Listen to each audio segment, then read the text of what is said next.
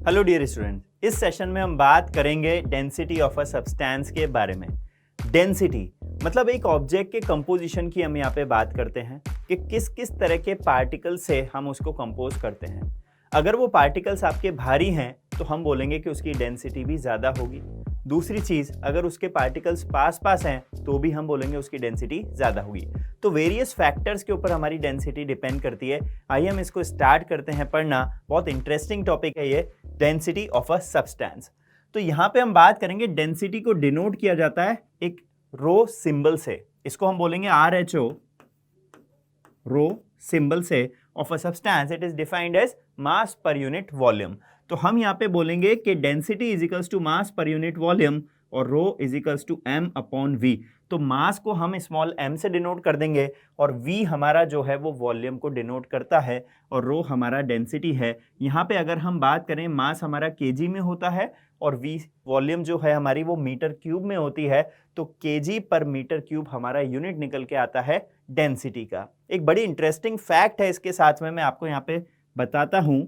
एक चौक का पीस है, मान लीजिए इसकी जो डेंसिटी है वो 100 केजी पर मीटर क्यूब है। अगर हमने इस चौक को दो पार्ट्स के अंदर डिवाइड कर दिया, बिल्कुल हमने इसको सेंटर से काटा, इसको हाफ हाफ कर दिया, तो इसकी डेंसिटी के अंदर क्या चेंज आना चाहिए। तो यहाँ पे मैं आपको बता दूं कि डेंसिटी के अंदर कोई चेंज नहीं आएगा, डेंसिटी हमारी सेम रहेगी, क्योंकि जब हम इसके हाफ पीस की बात करेंगे तो उसका मास भी हाफ हो जाएगा और वॉल्यूम भी हाफ हो जाएगा। तो हाफ और हाफ हमारा अगेन कैंसिल हो जाएगा, मतलब वो डेंसिटी आपकी सेम रहेगी। चाहे आप छोटे से पीस की बात करें, चाहे आप बड़े से पीस की बात करें, चौक के डेंसिटी विल रिमेन सेम। तो ये बहुत इंटरेस्टिंग फैक्ट है डेंसिटी के बारे में जो हमने अभी समझा। आइए अब हम यहाँ पे समझते हैं कि सॉलिड और लिक्विड के अंदर ये जो डेंसिटी होती है ये कांस्टेंट होती है, लेकिन ये गैस के रेस्पेक्ट में कांस्टेंट नहीं होती है, वेरिएबल होती है। तो हम ये बोल सकते हैं कि डेंसिटी हमारी कैरेक्टरिस्टिक प्रॉपर्टी होती है सॉलिड और लिक्विड की, मतलब उसकी वैल्यू हमारी फिक्स रहती है सॉलिड और लिक्विड के रेस्पेक्ट के अंदर।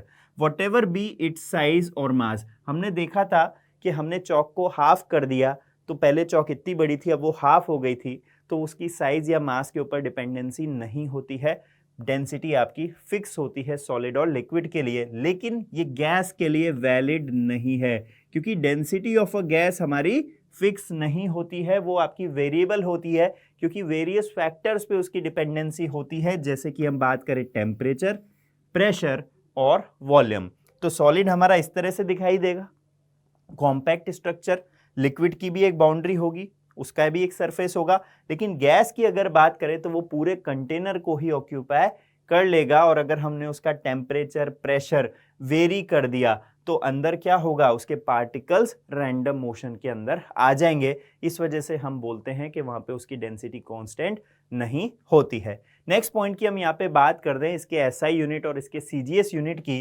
तो SI यूनिट हमारा डेंसिटी का होता है केजी पर मीटर क्यूब, जैसा हमने डिस्कस भी किया था। लेकिन जब हम यहाँ पे CGS यूनिट की बात करते हैं, CGS मतलब होता है centimetre, G for gram, S for second. तो ये आपका छोटा यूनिट होता है जब हम इसको इंटरनेशनल सिस्टम ऑफ यूनिट से कंपेयर करते हैं। तो ये हमारा बन जाएगा ग्राम पर सेंटीमीटर क्यूब। तो केजी से छोटा ग्राम और मीटर से छोटा सेंटीमीटर, तो ग्राम पर सेंटीमीटर क्यूब बन जाएगा। हमने बात करी वाटर के बॉइलिंग पॉइंट से रिलेटेड, हमने बात करी वाटर के फ्रीजिंग पॉइंट से रिलेटेड। मैं यहाँ पे जूनियर क्लास की बात कर रहा हूँ, क्योंकि ये चीज़ें हमें ऑलरेडी पता है कि 0 डिग्री और 100 डिग्री सेल्सियस के ऊपर पानी के अंदर क्या चेंजेस हमारे आते हैं। तो हम अगर पानी को रेफरेंस लेके चल रहे हैं तो आइए हम उसकी डेंसिटी को भी एज अ रेफरेंस लेके चल लेते हैं। तो उसकी डेंसिटी भी कांस्टेंट होती है, वो होती है हमारी 1000 केजी पर मीटर क्यूब के बराबर। ये हमारा SI सिस्टम में आ जाएगा और CGS में आ जाएगा 1 ग्राम पर सेंटीमीटर क्यूब। तो आज से हम ये वैल्यू को भी याद रखेंगे, ये हमारे न्यूमेरिकल्स के अंदर काम आने वाली है। अब नेक्स्ट पॉइंट है हमारा डेंसिटी ऑफ द मटेरियल। किस किस फैक्टर्स के ऊपर वो डिपेंड करता है। तो पहला फैक्टर है हमारा मास ऑफ द पार्टिकल के ऊपर। अगर हम यहाँ पे बात करें कि मान लीजिए ये कोई ऑब्जेक्ट है, इसके अंदर जो पार्टिकल्स हैं वो बहुत ज़्यादा हैवी हैं, उसका मास काफ़ी ज़्यादा है, तो हम बोलेंगे overall density of the substance भी ज़्यादा होगी। तो डेंसिटी ऑफ द सब्सटेंस किस पे डिपेंड करी, सबसे पहले मास ऑफ द पार्टिकल। अगर ज़्यादा मास होगा तो ज़्यादा डेंसिटी होगी, अगर कम मास होगा उन पार्टिकल्स का तो उसकी डेंसिटी भी कम होगी। तो ये तो हमारा पहला फैक्टर। दूसरा फैक्टर होता है डिस्टेंस बिटवीन द पार्टिकल्स।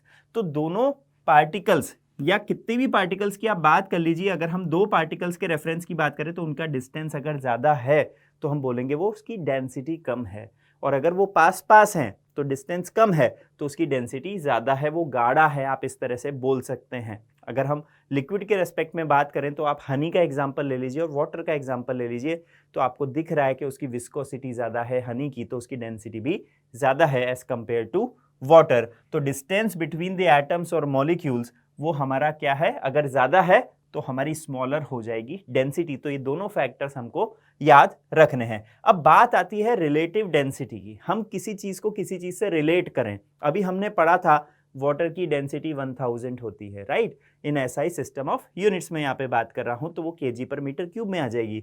तो हम अगर किसी भी ऑब्जेक्ट की डेंसिटी को वाटर की डेंसिटी से कंपेयर करें तो उस टर्म को हम बोलेंगे वो होती है हमारी relative density. So basically the relative density of a substance is the ratio of its density to the density of water।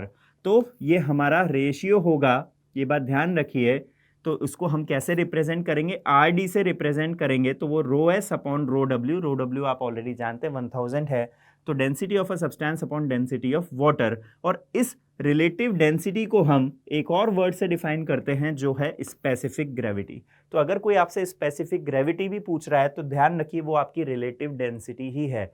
एक फैक्ट इसके बारे में, इसका जो यूनिट होगा वो केजी पर मीटर क्यूब होगा, इसका भी यूनिट केजी पर मीटर क्यूब, ये दोनों कैंसिल आउट हो जाएंगे, मतलब रिलेटिव डेंसिटी या स्पेसिफिक ग्रेविटी आपकी यूनिटलेस क्वांटिटी बन जाती है।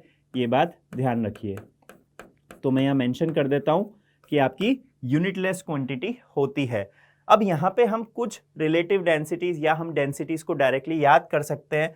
तो relative density of aluminium is 2.7। तो देखिए इसका कोई यूनिट नहीं है क्योंकि वो आपके कट चुके हैं, तो इसका मतलब उसकी जो डेंसिटी होगी वो क्या होगी, वो होगी 2.7 into 10⁻³ kg per metre cube. तो आप यहाँ पे एल्युमिनियम की डेंसिटी डायरेक्टली याद कर सकते हैं। प्लस एक अगेन फैक्ट की यहाँ पे बात करते हैं कि मरकरी जो होता है हमारा वो आपका लिक्विड मेटल होता है, राइट। तो उसकी डेंसिटी ज़्यादा होनी चाहिए क्योंकि उसमें सारी मेटल की प्रॉपर्टीज़ हैं। तो वो एक ऐसा लिक्विड है जिसकी हाईएस्ट डेंसिटी होती है और वो होती है 13.6 into 10⁻³ kg per metre cube के बराबर।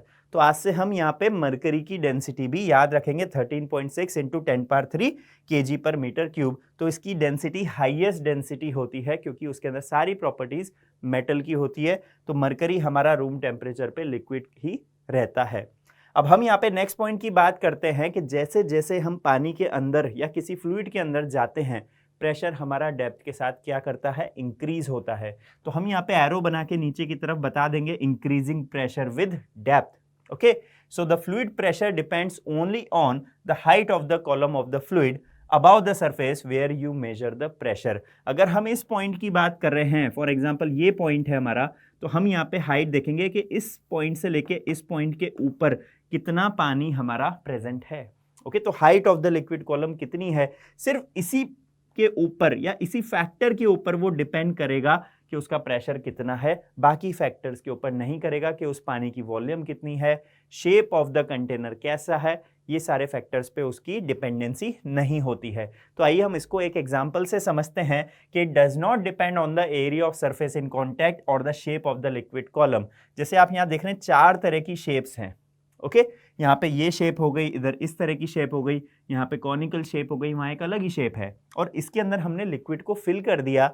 ये सब बराबर हाइट्स के ऊपर हैं। तो अगर हम यहाँ पे पॉइंट ले लें P1, P2, इधर P3 और P4, मान लीजिए उनके ऊपर का जो लिक्विड कॉलम की हाइट है वो सबका फिक्स है, तो हम बोलेंगे कि सेम हाइट पे सेम प्रेशर रहता है, सेम हाइट पे सेम प्रेशर रहता है। और हम इसको एक लॉ भी बोलते हैं जिसका नाम है पास्कल्स लॉ। तो पास्कल्स लॉ क्या कहता है कि सेम हाइट पे सेम प्रेशर रहता है। यहाँ पे shape of the liquid column की कोई डिपेंडेंसी नहीं है, वॉल्यूम पे भी कोई डिपेंडेंसी नहीं है, वो सिर्फ और सिर्फ आपकी height of the liquid column पे डिपेंड करता है। प्लस इसमें एक फैक्टर और है, यहाँ पे जितने भी लिक्विड्स हैं वो सब सेम होने चाहिए, उन सबकी डेंसिटी सेम होनी चाहिए। ऐसा नहीं है कि एक कंटेनर में हमने अलग लिक्विड एक में अलग भर दिया तो वो आपका वैलिड नहीं है।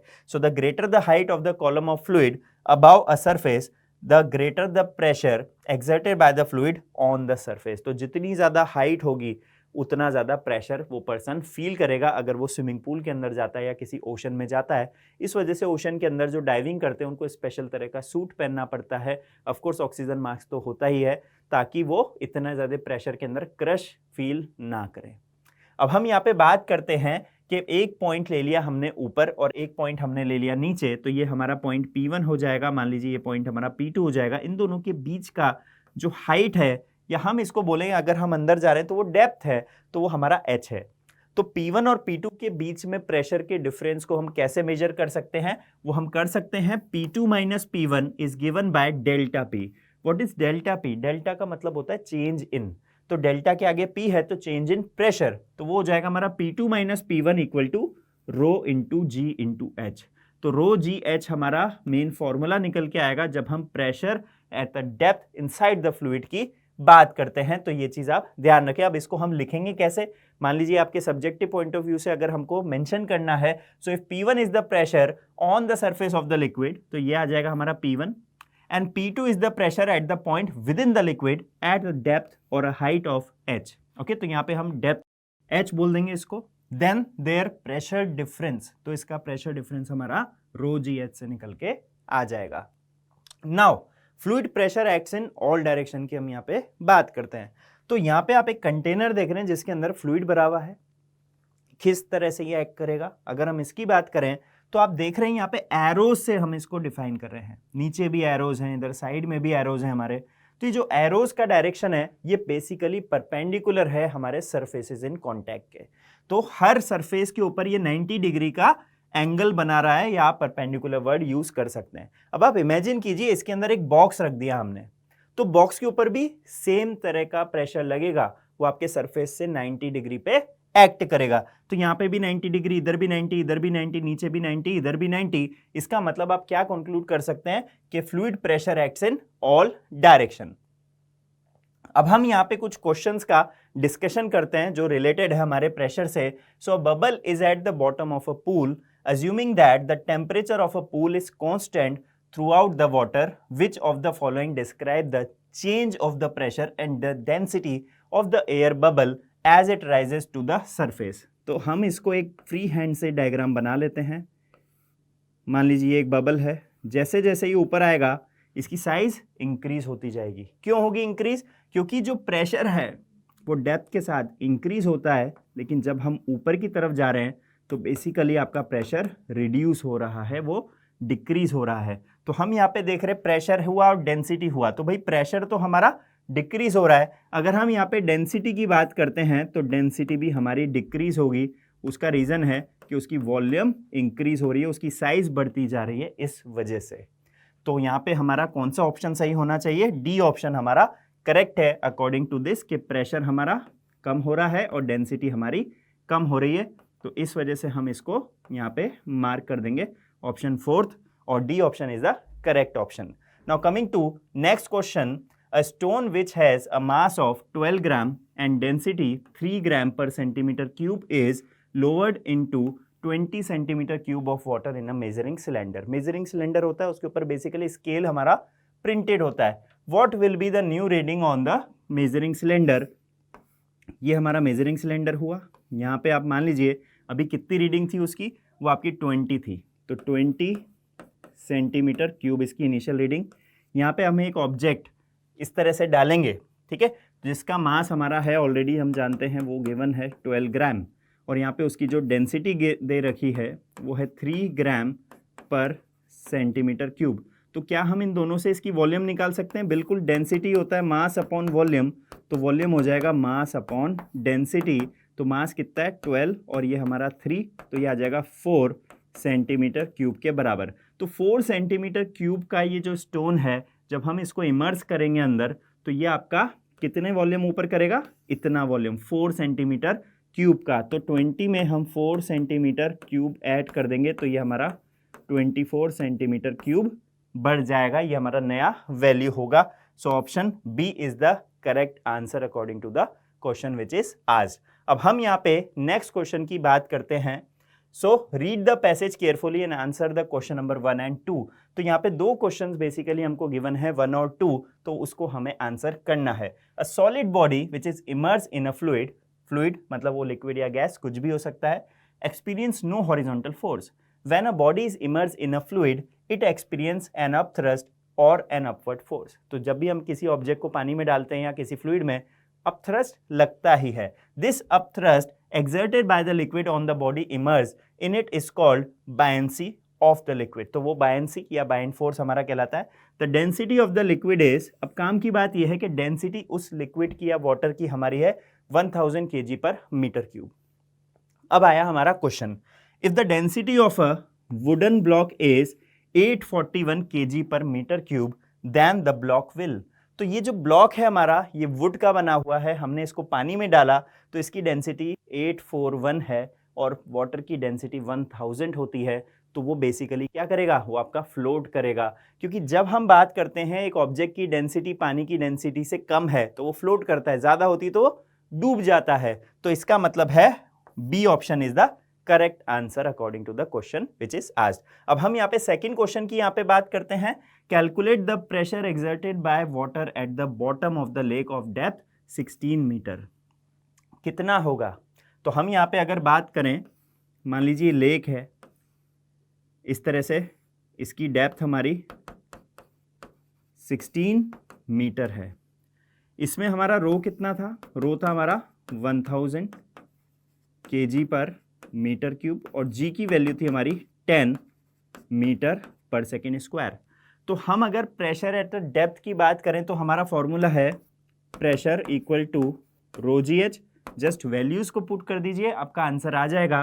तो यहाँ पे रो हमारा 1000 हो गया इंटू 10 हो गया, यहाँ पे आपका 16 हो गया, तो 16 इंटू 10 टू द पावर 4 और आई can say 1.6 into 10 to the power 5 pascals. तो अकॉर्डिंग टू दी ऑप्शंस हमको यहाँ पे पॉइंट सरकाने हैं। तो ये कौन सा दिख रहा है हमें?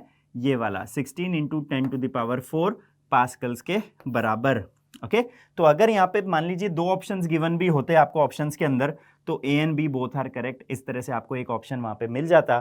तो कंफ्यूज नहीं होना, पॉइंट सरका के भी आपको मैनिपुलेट करना पड़ सकता है according to the question which is asked there. I hope आपको यहाँ पे सारी चीज़ें जो पढ़ाई गई हैं अच्छे से समझ में आई होंगी। Thank you.